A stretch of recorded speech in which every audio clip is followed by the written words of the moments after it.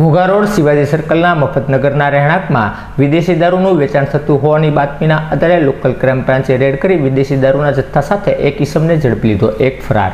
Local crime બ્રાન્ચની ટીમને બાતમી મળી હતી કે ઘોઘા રોડ શિવાજી સર્કલના મફતનગર વિસ્તારમાં રહેતા કુલદીપભાઈ બટુકભાઈ મકવાણા તેમના રહેણાંકમાં વિદેશી દારૂ રાખી વેચાણ કરે છે। જે બાતમીના આધારે એલસીબીની ટીમે દોડી જઈ રેડ કરતા વિદેશી દારૂનો મુદ્દામાલ મળી આવતા કુલદીપભાઈ મકવાણાની અટકાયત કરી પૂછપરછ કરતા આ દારૂમાં અજુભાઈ ભૂપતભાઈ લાઠીયાનું પણ નામ ખુલતા એલસીબીએ બંને વિરુદ્ધ ઘોઘા રોડ પોલીસ મથકે ગુનો નોંધાવી જરૂરી કાર્યવાહી હાથ ધરી હતી।